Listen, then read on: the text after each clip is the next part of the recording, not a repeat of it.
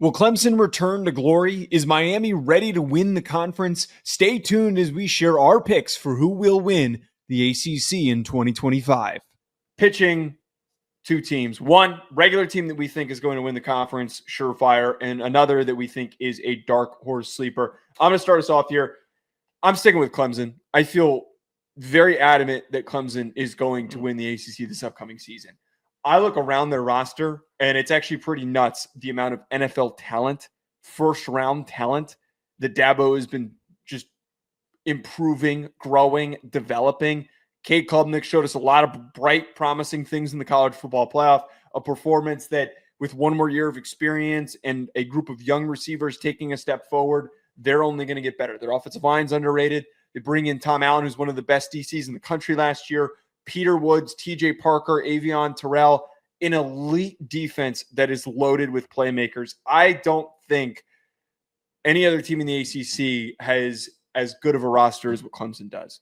Dabo has the track record of when he has teams this gifted, this explosive, this talented, taking them to ACC championships, taking them to national championships. They won the damn ACC last year with a young and inexperienced team. They're going to take the step forward with all those guys coming back. I knew you couldn't quit Dabo. I'm glad to have you back on this side of the Well, have fence, you not been man. listening to me yelling on Ruffino and Joe? I know you're high on Klubnik also. This is nice to see you're actually coming back to the nice side in Clemson. I've always supported Clemson. I think they could win it. I think Klubnik last 2 years ago watching him was rough. This past year, a lot easier, a lot more. Oh, good throw, Cade. Oh, Cade, come launch that one. Liked it. Liked the progression. Loved it.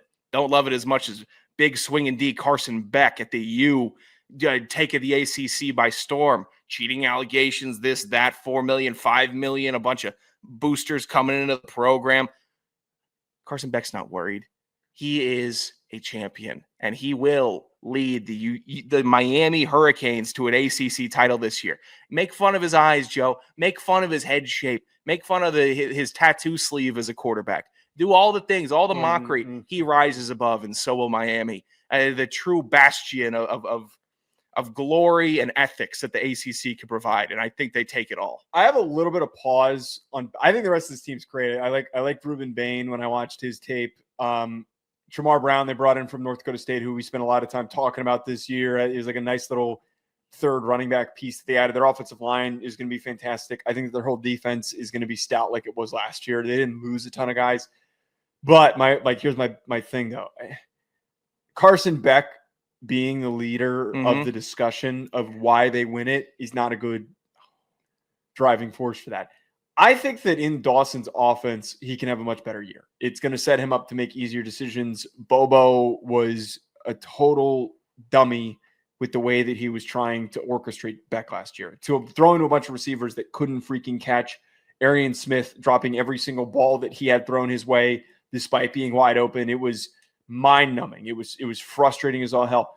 But the more that you see with this stupid drama with Beck, and like the more you hear about him just being a total a-hole and just not very likable, makes me feel a little weird. What? Like I feel like Cam Ward is a guy who a lot of people rallied around. I don't get that same vibe from Carson Beck. I just don't. I mean, I think that being a bit of an a-hole and being that kind of jock, it gets quarterbacks drafted in the first round. You guys drafted one of those guys this year. The Giants did.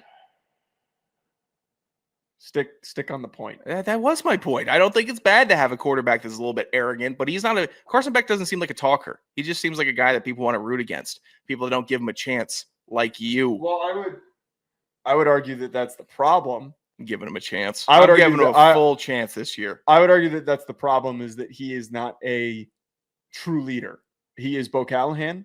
I think nobody wants to go to his birthday party. I think he was swallowed up by the Georgia machine. I think Georgia, the defense was better than him. Kirby was bigger than him. His girlfriend airing him out saying that he had no friends and he's weird.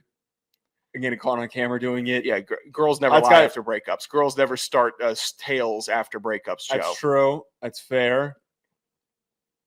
That's fair. What are you doing? I don't know. Are you simping here? You're falling for it? No. I'm just saying. Yeah, but I would that's believe not something it. I read into. I'll read into the facts of the matter. But once we start getting into character assassinations, he said, she said stuff. Come on, that's just breakup nonsense. Well, you didn't hear anything about her. Yeah, because my guy's a class act. He's got bigger things to You think he do, like winning the ACC with Miami. And his car stolen. Huh. Talking about a sleeper pick, I'm going with Syracuse. I really think that Fran Brown has been building a team with SEC caliber athletes. He's been sneaky good in the transfer portal, bringing guys in.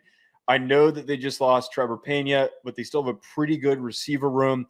My biggest thing, though, if Steve Angeli starts for them this upcoming year, I think that he was the right guy for that offense. We saw what Kyle McCord did, very similar style of players from the East Coast, both from the state of New Jersey, Bergen Catholic guy in Steve Angeli. The timing and the quick trigger decision-making, I think, is what that offense needs. To see Kyle McCord, who was timid as all hell at Ohio State, he was super inconsistent. He was all over the place. To now have another player who has a chance to prove himself, the way that McCord stepped up, I think Angeli could have a chance to step up here, and that Syracuse team goes on to win the ACC. Love the Syracuse pick. It feels like a legit pick, unlike mine, which is I'm rooting for it. This Syracuse call sleeper to win the ACC. It's got there's some fire behind the smoke here. Fran Brown, everything out of his mouth makes me a bigger fan of the program and him himself. And if the team can buy into that dude, then they will be dangerous. They could be dangerous this year, steal a couple big wins. They could be dangerous in years to come. I would expect he gets poached for an even bigger program because of the momentum that he has, the way he conducts himself. It's perfect for modern athletes. It's a great mix of, like, I know how to talk to you on your level, but also creating that gap of you need to learn from me and you need to listen and you need to be on the same wavelength as me as a great coach. So love the Syracuse shot. Not even going to pick on you or make some type of joke. Mine is UNC. Why not? All the drama. With all this, I can't believe you wrote this down. With all the BS that's happening with the girl, with the 24-year-old girlfriend with Jordan Hudson and all that crap, you really think that Bill Belichick's going to power through all this? He's navigated. No problem. He's navigated it's through not worse. Him. It's the 20-year-olds that are seeing all of this happen. Disaster. That is a disaster. But I think once we can get to training camp, let's be honest here. Someone needs to tell him to break up with her. Let's be real, you and me. Do you think they're still together come training camp?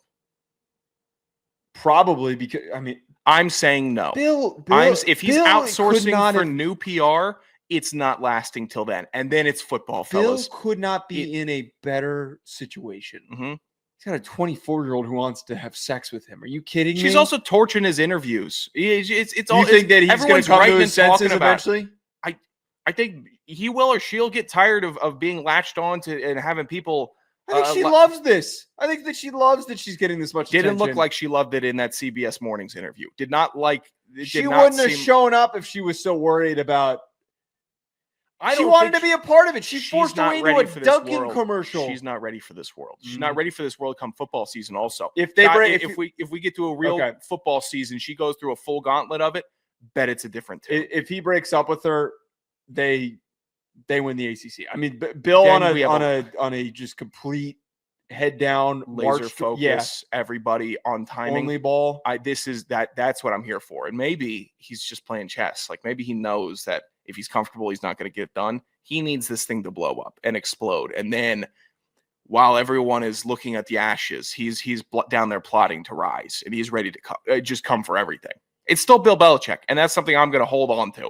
Unless we see this, she's on the sidelines with him in week 1, ready to go in his year with her own headset, which if they don't break up, entirely possible that she has her own headset on at the game, which would break the college football world. That's the only way Bill Belichick doesn't really get it done if he's out of his zone. But I don't think they last that long. So UNC still trending upward for me. This is just a little spring college fling. He's down there. They've been dating for much longer than that. They've been dating for much longer than that. I know they've been dating for. I've seen the beach pictures. I know they've been together at least since past Halloween.